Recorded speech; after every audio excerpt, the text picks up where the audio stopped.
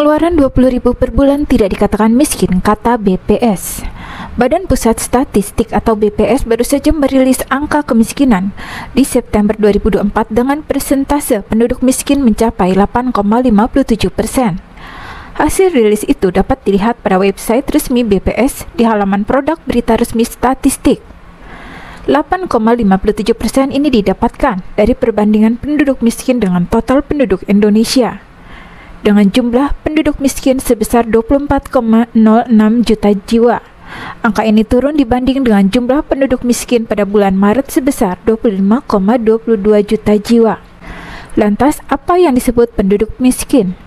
BPS sendiri mengukur seseorang miskin atau tidaknya berdasarkan kemampuan untuk memenuhi kebutuhan dasarnya. Jadi tidak hanya diukur dari memenuhi kebutuhan pokok makanan seperti beras, minyak, atau gula, tapi juga kebutuhan non-makanan seperti baju, pendidikan, dan lain-lain. Dengan pengeluaran harian itu, warga negara Indonesia tidak lagi tergolong miskin, meskipun realitas kehidupan sehari-hari memperlihatkan biaya hidup jauh lebih besar. Apakah pengeluaran sebesar itu cukup untuk memenuhi kebutuhan hidup sehari-hari? Hidup dengan Rp20.000 per hari atau sekitar Rp600.000 per bulan bukanlah hal yang mudah. Banyak keluarga yang harus mengatur pengeluaran dengan sangat ketat untuk memenuhi kebutuhan dasar. Sebagai contoh, kenaikan harga makanan seperti beras dan telur dapat langsung mempengaruhi daya beli mereka. Selain itu, kebutuhan mendesak seperti kesehatan atau pendidikan seringkali tidak termasuk dalam perhitungan garis kemiskinan. Hal ini membuat banyak keluarga kesulitan jika menghadapi situasi darurat. Tingkat kemiskinan di Indonesia lebih rendah dibanding beberapa negara di Asia Tenggara, tetapi masih masuk dalam daftar 100 negara termiskin di dunia. Pada tahun 2022, Indonesia berada di peringkat keempat terendah tingkat kemiskinan di Asia Tenggara di atas Thailand, Malaysia, dan Vietnam. Sedangkan Timor Leste memiliki tingkat kemiskinan tertinggi di Asia Tenggara. Pada September 2024, presentasi penduduk miskin perkotaan sebesar 6,66%, sedangkan persentase penduduk miskin pedesaan sebesar 11,34%. Sejak 2014 hingga 2024, kemiskinan sempat meningkat pasca pandemi COVID-19, lalu menurun hingga Maret 2024. PHK besar-besaran yang terjadi pada akhir tahun kemarin makin memperburuk situasi ekonomi Indonesia. Sudah pandemi, di PHK pula baru saja mau merasakan full WFO dan gaji full malah dipecat. Masalah ini terjadi pada banyak sekali orang, mungkin termasuk kalian juga. PHK besar-besaran yang terjadi disebabkan oleh banyak faktor. Tapi yang pasti, PHK kemungkinan akan terus terjadi hingga tahun ini karena isu ketidakstabilan global. Kemiskinan di Indonesia disebabkan oleh berbagai faktor, baik internal maupun eksternal. Faktor internal adalah rendahnya tingkat pendidikan, keterbatasan keterampilan, bekerja di sektor informal dengan upah rendah, tidak memiliki jaminan sosial, status ekonomi orang tua rendah. Banyak orang sudah bekerja keras, jualan ini itu online dan offline, tapi tidak juga laku. Bagaimana mau laku? Karena kondisi ekonomi targetnya juga sama mirip-mirip. Mau jajan, mikir-mikir ada uang atau tidak. Dan kondisi ekonomi negara kita itu tidak wow atau uwu. Jangan percaya pidato pejabat pas di depan, tapi lihat saja angka-angka dari BPS dan analisa para ekonom, serta realitas kehidupan sehari-hari. Banyak pedagang mengeluh sepi karena jarang ada yang beli. Ditambah banyaknya pengangguran akibat tidak ada lapangan pekerjaan dan baru putus di PHK. Mau daftar kerja juga susah karena tidak banyak lapangan kerjaan tersedia. Jikalau ada, syaratnya ngeri, padahal gajinya cuma UMK. Daya beli masyarakat di Indonesia diperkirakan akan terus melemah di tahun 2025 ini. Hal ini disebabkan berbagai faktor, seperti kebijakan pemerintah, inflasi, dan tantangan ekonomi. Sudah jatuh, tertimpa tangga. Mungkin itu istilah yang akan menggambarkan kondisi masyarakat Indonesia di tahun 2025 ini. Karena banyaknya kebijakan pemerintah terkait kenaikan tarif bisa semakin menekan daya beli masyarakat di tahun depan. Sebagai informasi, daya beli masyarakat Indonesia semakin lemah, khususnya pada kelompok kelas menengah ke bawah.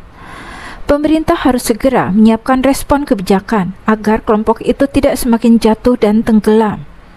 Kelas menengah ke bawah sangat rentan goyang dengan situasi global saat ini.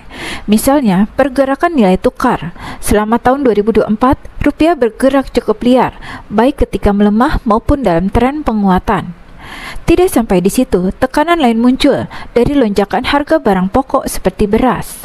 Kenaikan beras akan menekan keuangan masyarakat kelas menengah, di samping juga biaya tambahan yang muncul karena kebijakan pemerintah. Penurunan daya beli kelas menengah ke bawah karena terlalu banyak biaya yang dikeluarkan. Kemiskinan dapat dibedakan menjadi beberapa jenis, yaitu kemiskinan kronis atau turun-temurun. Lalu ada kemiskinan yang mengikuti pola siklus ekonomi, kemiskinan musiman, kemiskinan karena bencana alam, kemiskinan karena dampak dari suatu kebijakan tertentu. Untuk mengatasi kemiskinan ini, pemerintah dapat memberdayakan ekonomi rakyat, termasuk UMKM dan sektor informal. PHK massal dan penutupan perusahaan di tahun 2025 diprediksi terjadi karena rendahnya permintaan pasar, kenaikan biaya produksi dan peralihan teknologi. Seperti di awal tahun 2025, sudah ada perusahaan yang kena PHK. Lokasinya di Kabupaten Tangerang, Kabupaten Subang, dan Kabupaten Bandung. Di Kabupaten Tangerang, yang memproduksi sepatu untuk merek internasional, akan PHK 2.400 orang karyawan. Sementara dua pabriknya tidak hanya melakukan PHK, tapi juga bersiap tutup. Di Kabupaten Bandung itu mau tutup, mem-PHK 500-an pekerja, dan yang di Subang sekitar 750 pekerja. PHK oleh perusahaan-perusahaan bisa saja terjadi lebih banyak tanpa sepengetahuan publik. Seperti yang di Kabupaten Tangerang, merupakan bagian dari grup perusahaan lain yang juga telah melakukan PHK. Perusahaan ini tiap PHK selalu silent atau tertutup. Sebelumnya pekerjanya ada 24 ribuan, tersisa 19 ribuan, dan sekarang mau PHK 2.400 pekerja. Angka PHK yang dimiliki pemerintah selalu lebih rendah dari yang terjadi sebenarnya. Karena Kementerian Ketenagakerjaan dan dinas-dinas tenaga kerja di daerah tidak jemput bola. Cuma nunggu laporan dari pengusaha saja kalau ada PHK. Kadang terjadi jika PHK tinggi, tapi karena kepentingan politis kepala daerahnya tidak diekspos karena takut dicap jelek kinerjanya, apalagi kalau kepala daerahnya mau maju lagi. Sebelumnya, Kepala BKF Kementerian Keuangan Febrio Kacaribu mengatakan jumlah PHK di sektor tekstil mencapai 90.000 orang dan dari sektor pakaian atau produk tekstil mencapai 20.000. Dengan demikian, total mencapai 110.000 korban PHK. Pada September 2024 lalu, Jokowi sempat wanti-wanti ancaman badai PHK di tahun 2025 yang akan menyebabkan 85 juta pekerjaan hilang. 3 faktor utama yang memicu terjadinya badai PHK itu adalah perlambatan ekonomi kedua. Faktor kedua, terjadinya peningkatan otomasi di berbagai sektor kerja seperti munculnya AI atau otomasi analitik yang setiap harinya dunia teknologi terus memunculkan hal-hal yang baru yang bisa menggerus lapangan pekerjaan. Dan faktor ketiga adalah gig ekonomi. Pemerintah mencium mulai banyak perusahaan yang lebih memilih pekerja freelance untuk mengurangi resiko.